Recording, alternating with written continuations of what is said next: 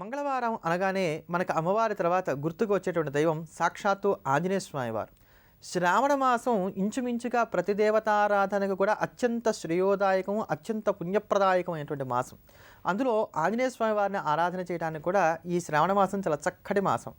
శ్రావణ మాసం అంతా కూడా నియమపూర్వకంగా ప్రతిరోజు కూడా ఎవరైతే ఆంజనేయ స్వామి వారికి సంబంధించినటువంటి సుందరకాండను కానీ, లేకపోతే ఒక హనుమాన్ చాలీసా కానీ, లేకపోతే హనుమత్ సూక్తాన్ని కానీ, ఇలా ఆంజనేయ స్వామి వారికి సంబంధించినటువంటిది ఏదైనా సరే ఒక స్తోత్రాన్ని పెట్టుకొని ఆ స్తోత్రాన్ని ప్రతిరోజు కూడా పారాయణ చేస్తూ ఈ శ్రావణ మాసం అంతా కూడా శ్రీరామనామాన్ని జపిస్తూ ఆంజనేయ స్వామి వారికి ఇష్టమైనటువంటి పదార్థాలను మాత్రమే భుజిస్తూ ఆంజనేయ స్వామి వారికి ఇష్టమైనటువంటి రీతిలో కనుక మన జీవనాన్ని మార్చుకోగలిగినట్లయితే ఖచ్చితంగా హనుమత్ కటాక్షం కలిగి నవగ్రహ దోషాల్లో ఎటువంటి దోషం ఉన్నప్పటికీ కూడా అది ఉపశాంతిని పొందడానికి కానీ ఆస్కారం ఏర్పడుతుంది.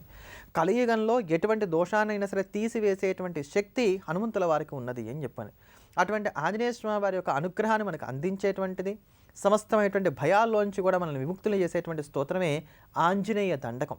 అటువంటి హనుమాన్ దండకాన్ని శ్రవణం చేద్దాం, ధన్యులమవుదాం.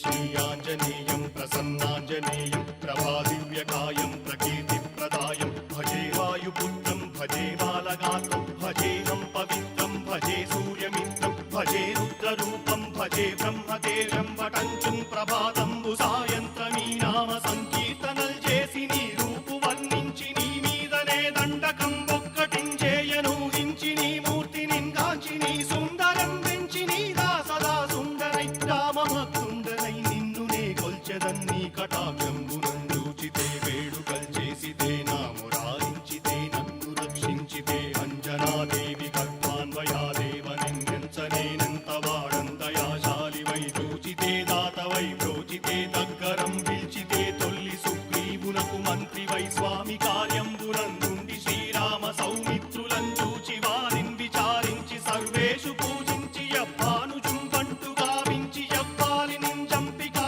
కుత్సతిలకుందయా దృష్టి వీక్షించి కిష్కిందకే తెంచి శ్రీరామ కార్యార్థమై లంకకే తెంచియున్ లంకిణిం జంపియున్ లంకయుంగాచియుం భూమి జందూచి ఆనందము పొంగయాయుంగరం వెచ్చి ఆరత్నం వెచ్చి శ్రీరాముకున్నిచ్చి సంతోషును చేసి సంజీవును అంగదుం జాంబవంతాది నీలాదులు కూడి ఆ సేతువుం దాటి వానరులు నూకలై దైత్యులందృం సగా రావణుండంతకారాగ్నియుగ్రుండుడై కోరి బ్రహ్మాండమైనట్టి ఆ శక్తి నిన్వేసి ఆ లక్ష్మణున్ మూర్ఛ నొందింపగా నప్పుడే పోయి సంజీవిని తెచ్చి సౌమిత్రికిన్నిచ్చి ప్రాణంబు రక్షింపగా కుంభకర్ణాది వీరాళితో పోరాడి చండాడి శ్రీరామ బాణాది వారందరిన్ రావణున్ చంపగానంత లోకంబురానందమై ఉండనవ్వేళనం నవ్వి భీషణం వేడుకన్ తోడుకన్ వచ్చి పట్టాభిషేకంబు చేయించి సీతామహాదేవికి తెచ్చి శ్రీరాముకున్నిచ్చి నయ్యోచకం వచ్చి పట్టాభిషేకంబు సంరంభమయ్యున్న నీ కన్న నాకెవ్వరు దూర్మిలేరంచు మన్నించినం రామ భక్తి ప్రశస్తంబుగా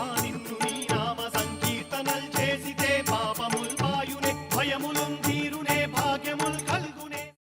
అమ్మ, అలాంటి వాళ్ళది నిజమైన ప్రేమ కాదు, అది వ్యామోహం.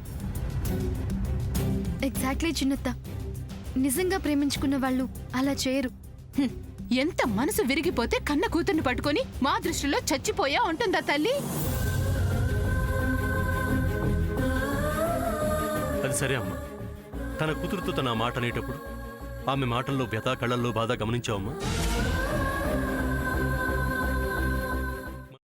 పెద్దబాబుకు బర్త్డే విషెస్ చెప్పు కూడా వెళ్ళాం కదా. ఊరికే ఎలా కాలిపోతుంది?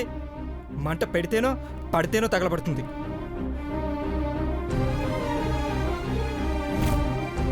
కరెక్ట్ చిన్నబాబు, నీకొచ్చినట్టే నాకు డౌట్ వచ్చింది.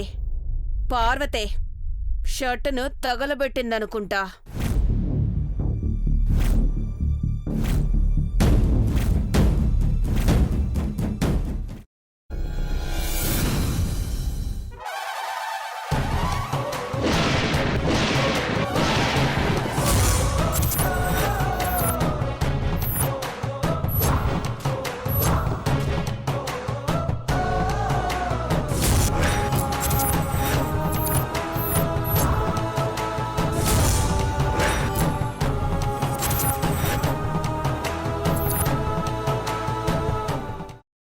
వేయించుకున్న తర్వాత పొట్టు తీసేసి చాప్ చేసి పక్కన పెట్టుకోవాలి.